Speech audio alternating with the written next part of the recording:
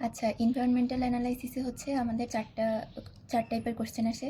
দুইটা হইতেছে থিওরি থেকে আসে, আর দুইটা আসে হচ্ছে এই যে ম্যাথ টাইপের।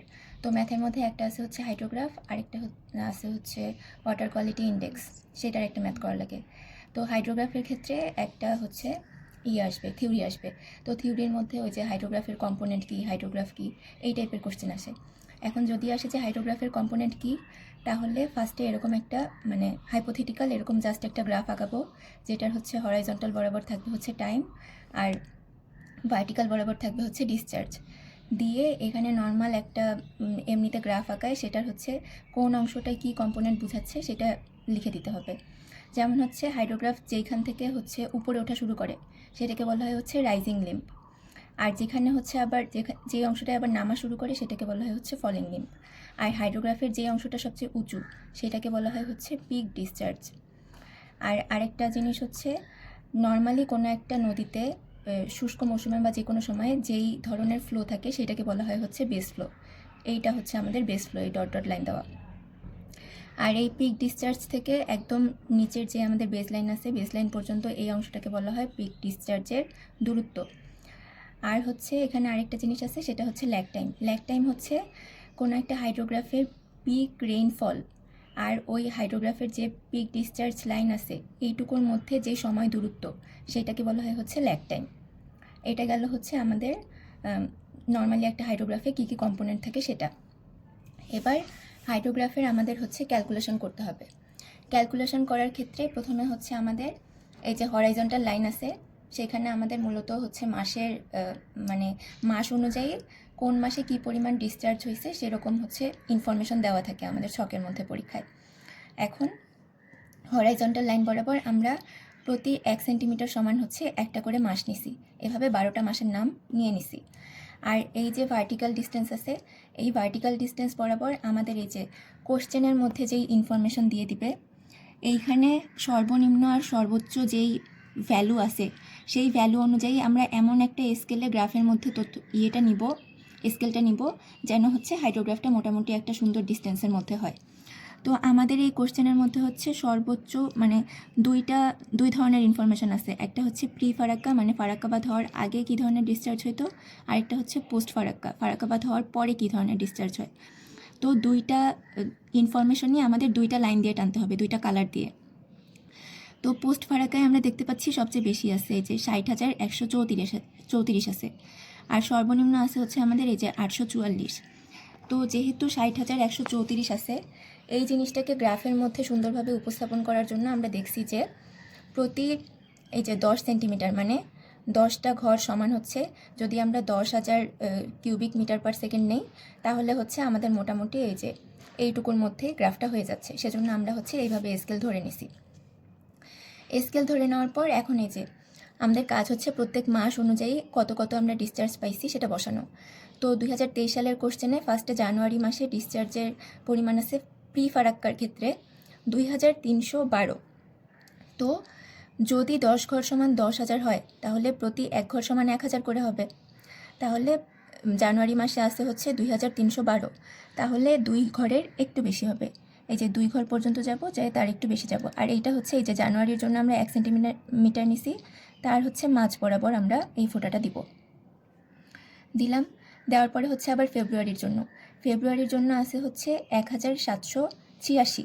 তাহলে এই যে ফেব্রুয়ারির আবার মাঝ অংশ বরাবর গেলাম, আছে 1786, মানে 2-এর একটু কম, এজন্য এখানে ফোঁটা দিছি। তারপরে আবার মার্চে যাব, মার্চে আছে হচ্ছে 1624। তাহলে এই যে 2-এর মাঝ বরাবর একটু উপরে হবে, সেখানে ফোঁটা দিব। তারপরে আছে হচ্ছে 1921, তাহলে একদম 2000-এর প্রায় কাছাকাছি হবে, 2 নম্বর লাইনের একটু কাছাকাছি হবে। তারপরে আছে হচ্ছে 2827, তাহলে 2 নম্বর লাইন পার হয়ে 3 নম্বর লাইনের একটু পরে হবে। তারপরেরটা আছে হচ্ছে 11,482, তাহলে আমরা আবার জুনে যাব, জুনে যাই এই যে 10,000 11,000 তার মাঝ বরাবর হবে। তারপরে আবার জুলাইয়ে যাব, জুলাইয়ে আছে হচ্ছে 56,982, তাহলে 10 20 30 40 50 55 56,900, মানে 57-র একটু নিচে হবে। তারপরে আবার আছে হচ্ছে 51,206, তাহলে তার পরের ঘরে এই যে এটা হচ্ছে এটা হচ্ছে 50, পরের মাস। ও আচ্ছা, তারপরের মাসে আছে হচ্ছে 56,213, তাহলে এই যে এটা হচ্ছে 55, 56 একটু উপরে হবে। তারপরের মাসে আছে হচ্ছে 51,206, তাহলে এই যে 50, 51 তার একটু উপরে হবে। তারপরে আছে হচ্ছে 31,067, তাহলে এই যে 30, 31,000 একটু উপরে হবে। তারপরে আছে হচ্ছে 9,548, তাহলে এই যে 9 তার মাঝ বরাবর হবে। তারপরে আছে হচ্ছে 4,217, তাইলে এই যে 4 তার একটু উপরে হবে। তারপরে লাইন টানছি, এগুলা জাস্ট স্কেল দিয়ে যোগ করে দিব বা ফ্রি হ্যান্ডেও যোগ করা যায়। এটা পাইলাম আমরা হচ্ছে প্রি ফারাক্কার জন্য। এবার পোস্ট ফারাক্কার জন্য আমরা সেমভাবে প্রত্যেকটা মাসের জন্য কত কত পয়েন্ট পাইছি সেটা আমরা এখানে স্কেলে কনভার্ট করে বসাই নেব ফোঁটাগুলা, তারপরে আরেকটা কালি দিয়ে ওই লাইনটা যোগ করে দিব। তাইলে আমরা হচ্ছে এখানে দুইটার জন্য পাই গেলাম। আর নিচে হচ্ছে আমরা স্কেল কত নিছি সেটা লিখতে হবে, তারপরে কোন লাইন দিয়ে আমরা কোনটা প্রকাশ করছি সেটা লিখতে হবে। তাইলে এটা হয়ে গেল আমাদের হাইড্রোগ্রাফ।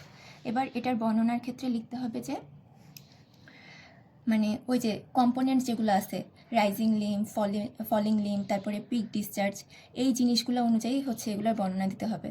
তো আমরা ফার্স্টে হচ্ছে প্রি ফারাক্কার রাইজিং লিম কোন জায়গা থেকে শুরু হয়েছে বা রাইজিং লিম কত পর্যন্ত যায় শেষ হয়েছে এরকম লিখবো। তারপরে পিক ডিসচার্জ কত সেটা লিখবো। তারপরে ফলিং লিম বা আবার কোন কোন মাসে হচ্ছে ফলিং লিম শুরু হয়েছে বা সেটার পরিমাণ কত সেটা লিখবো। তারপরে কোন জায়গায় যায় শেষ হয়েছে এটা লিখবো, আর সবচেয়ে কম বেশি এটা তো লিখতেই হবে। আর এইখানে হচ্ছে আরেকটা ব্যাপার আছে, স্যারের যেই এক্সেল শিটে করছে সেইখানে স্যার এইভাবেই গ্রাফটা দিছে, লাস্টে এটা আর যোগ করে দেয়নি। কিন্তু এটা হচ্ছে যোগ করার নিয়ম হচ্ছে এই যে জানুয়ারি মাসে যেই ডিসচার্জের পরিমাণটা আছে সেইটা যোগ ডিসেম্বর মাসে যেই ডিসচার্জের পরিমাণ আছে এই দুইটাকে যোগ করে গড় করে যেই মানটা পাবো ওই মানটাকে স্কেলে কনভার্ট করে এইখানে মেপে নিতে হবে, আর সেই সেম জিনিসটা এখানেও মেপে নিতে হবে, নিয়ে ওইটুকু যোগ করতে হয়। এখন এটা স্যার যেহেতু যোগ করেন নাই, সো আমরা যোগ করতেছি না। তাহলে এটা গেল হচ্ছে হাইড্রোগ্রাফ। এরপরে এনভায়রনমেন্টাল অ্যানালাইসিসে আরেক টাইপের ম্যাথ আসে, সেটা হচ্ছে ওয়াটার কোয়ালিটি ইন্ডেক্সিং। মানে হচ্ছে আমাদের একটা মান বের করতে হয়, তারপরে ওই মানের উপর বেস করে ওই জায়গার ওয়াটার কোয়ালিটি কীরকম সেটা হচ্ছে আমাদের কমেন্ট করতে হয়। এখন এইখানে হচ্ছে এই যে আমরা নীল কালি দিয়ে যেগুলো লিখছি এগুলো আমাদের কোশ্চেনে দেওয়া থাকে। এখন ফার্স্টে থাকে হচ্ছে প্যারামিটার এরকম অনেকগুলো থাকবে। তারপরে BWDS মানে হচ্ছে বাংলাদেশ ড্রিঙ্কিং ওয়াটার স্ট্যান্ডার্ড, সেগুলোর একটা স্ট্যান্ডার্ড বাংলাদেশের অনুযায়ী দেওয়া আছে। এরপরে হচ্ছে ওয়েট, এই ওয়েট জিনিসটা হচ্ছে মানুষের নির্ধারণ করা, মানে হচ্ছে কোন প্যারামিটারটার থেকে কোন প্যারামিটারটা বেশি গুরুত্বপূর্ণ। ওয়েট যত বেশি হবে তার মানে ওই প্যারামিটারের গুরুত্ব অত বেশি। ওয়েট সাধারণত 1 থেকে 5-এর মধ্যে হয়, তো যেগুলার মান কম সেগুলো হচ্ছে কম গুরুত্বপূর্ণ, আর যেগুলার মান বেশি সেগুলো হচ্ছে বেশি গুরুত্বপূর্ণ। আর এরপরে হচ্ছে এই যে সাইটের ইনফরমেশন দেওয়া থাকে, এরকম 3টা বা 4টা সাইটের ইনফরমেশন স্যার দিবে, তখন ওই প্রত্যেকটা সাইটের জন্য আলাদা আলাদা মান আমাদেরকে বের করতে হবে। এখন আমরা হচ্ছে যে কোনো একটা সাইটের ক্যালকুলেশন করে দেখাই দিচ্ছি, এভাবে বাকি সাইটগুলোরও মান বের করতে হবে। এখন ফার্স্টে হচ্ছে এই যে SN বের করতে হবে আমাদেরকে। SN মানে হচ্ছে এক্স্যাক্ট স্ট্যান্ডার্ড। এই যে আমাদের যে স্ট্যান্ডার্ড দিয়ে দিছে না, এগুলা কোনোটাতে জাস্ট সিঙ্গেল স্ট্যান্ডার্ড আছে, কোনোটাতে আবার রেঞ্জ দেওয়া আছে। তো যেগুলো সিঙ্গেল স্ট্যান্ডার্ড আছে সেগুলোর কোনো চেঞ্জ হবে না, ওটাই বসাইতে হবে SN-এ। আর যেগুলোর হচ্ছে রেঞ্জ দেওয়া আছে ওইগুলোকে আমরা কত বসাবো সেই জিনিসটাই হচ্ছে এক্স্যাক্ট স্ট্যান্ডার্ড। এখন এর ক্ষেত্রে হচ্ছে যে পিএইচ দেওয়া আছে, শুধুমাত্র পিএইচের ক্ষেত্রে একটা চেঞ্জ হবে, সেটা হচ্ছে পিএইচের মানটা হবে 7, মানে নিউট্রাল অবস্থা হবে। তো পিএইচের ক্ষেত্রে হবে 7। এরপরে যেটা দেওয়া আছে সেটাই হবে, এটা সিঙ্গেল মান আছে তাহলে এটা 100ই হবে অ্যালকালিনিটি। তারপরে টিএইচ হচ্ছে 200 থেকে 500 দেওয়া আছে। পিএইচ বাদে আর বাকি যেগুলার রেঞ্জ দেওয়া আছে সেইগুলার সর্বোচ্চ যেই রেঞ্জটা দেওয়া আছে সেইটা নিতে হবে এক্স্যাক্ট স্ট্যান্ডার্ডে। তো এটা সর্বোচ্চ আছে 500, তাহলে এক্স্যাক্ট স্ট্যান্ডার্ড হবে 500। তারপর এটা 100 আছে, 100ই হবে 1000.05 75। তারপরেরটা এই যে 30 থেকে 35 আছে, তাহলে এখানে সর্বোচ্চ হবে 35। তারপরেরটাই আছে 200, তাহলে 200ই হবে 12 হবে। এরপরেরটা দেওয়া আছে 0.3 থেকে 1.0, তাহলে এটা হবে 1, 0.1। এরপর এটা আছে 150 থেকে 600, তাহলে এটাই হবে 600, 10, 400। এসএন পাইলাম। এবার ডাব্লিউএন হচ্ছে এই যে আমাদের যে ওয়েট আছে, এই ওয়েটকে সামেশন অফ ওয়েট দিয়ে ভাগ দিতে হবে, মানে এই সবগুলোকে ফার্স্টে যোগ করতে হবে। এই ওয়েট সবগুলোকে যোগ করলে পাওয়া যায় হচ্ছে 56। তাহলে এসএন হচ্ছে এই প্রত্যেকটা ওয়েটকে এই 56 দিয়ে ভাগ দিতে হবে। তাহলে 4কে যদি ফার্স্টে 56 দিয়ে ভাগ দিই তাহলে আসে হচ্ছে 0.071, আবার 0.071 নিয়ে আসবে। এভাবে প্রত্যেকটাকে এই ওয়েট দিয়ে ভাগ দিতে হবে। তাহলে এভাবে আমরা হচ্ছে প্রত্যেকটার জন্য ডাব্লিউএন কত হবে সেটা বের করে নিছি। এই যে ধর এটার জন্য আসে 2, তাহলে 2কে 56 দিয়ে ভাগ দিব, এটা আসে। 5কে 56 দিয়ে ভাগ দিব, এটা আসে। এভাবে সবগুলোকে 56 দিয়ে ভাগ দিয়ে মানটা বসায় নিব।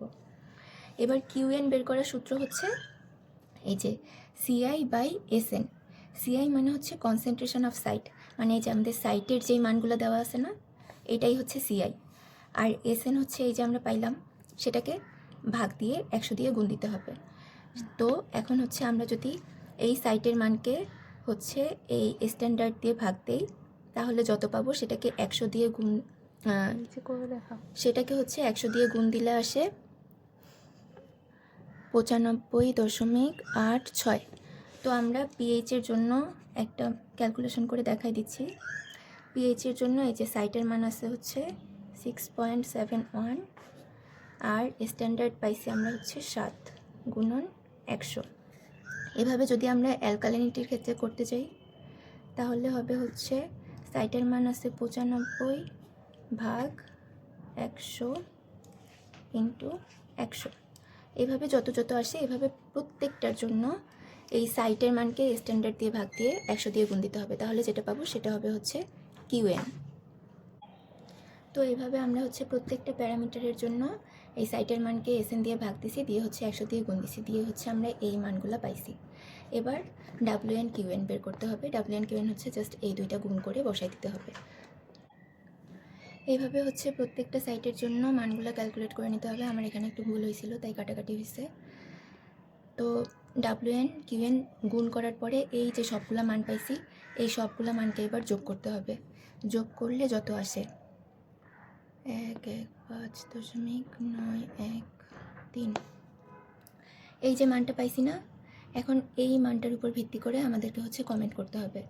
এখন এই যে ওয়াটার কোয়ালিটি ইন্ডেক্সিংয়ের এইরকম একটা রেঞ্জ দেওয়া আছে। তো এইখানে হচ্ছে এই যে ডাব্লিউএন কিউএনের মান কত হইলে ওয়াটার কোয়ালিটি কীরকম হবে সেটা দেওয়া আছে। তো আমরা পাইছি হচ্ছে 115.913, তাহলে সেটা পড়ে এই যে এই রেঞ্জের মধ্যে, 100 থেকে 200 রেঞ্জের মধ্যে। তার মানে আমাদের এখানকার ওয়াটার কোয়ালিটি হচ্ছে ফেয়ার। ফেয়ার মানে হচ্ছে নর্মাল কাজকর্ম এই ওয়াটার দিয়ে ভালোই করা যায়, এই টাইপের কমেন্ট করতে হবে। এইভাবে আমরা একটা সাইট করে দেখাইলাম। পরীক্ষার কোশ্চেনে 3টা বা 4টা সাইট দিবে স্যার বলছে। তো এই ক্ষেত্রে হচ্ছে এই 3টা ভ্যালু তো সেমই থাকবে, জাস্ট সাইটের মানগুলো চেঞ্জ হবে। তো এইভাবে এই যে আমরা একটা সাইটের জন্য করলাম, এইভাবে আবার আরেকটা সাইটের জন্য করতে হবে, তারপরে আবার আরেকটা সাইটের জন্য করতে হবে। এইভাবে সবগুলো সাইটের মান ক্যালকুলেট করে এই যে আমরা যে মান পাইছি সেই অনুযায়ী কমেন্ট করতে হবে। তারপরে করলাম। এরপরে এখানে হচ্ছে মেইনলি থিওরির মধ্যে আসে হচ্ছে ওই যে এনভায়রনমেন্টাল অ্যানালাইসিসের জিনিসপত্র, যেমন ডেফিনেশন, স্কোপ, কম্পোনেন্ট, তারপরে এনভায়রনমেন্টের হচ্ছে স্যাম্পল কী কী এগুলো আছে। এরপরে হচ্ছে এনভায়রনমেন্টের কম্পোনেন্ট এগুলো আছে। তারপরে যে ওয়াটার পলিউশন টাইপের আরেকটা থিওরি আছে। তো এইগুলা হচ্ছে সব স্যারের স্লাইডে দেওয়া আছে, স্যারের স্লাইডটা পড়লেই থিওরি কভার হয়ে যাবে। আর ম্যাথ হচ্ছে শুধু এই হাইড্রোগ্রাফ আর ওয়াটার কোয়ালিটি ইন্ডেক্সিং, এই দুইটা।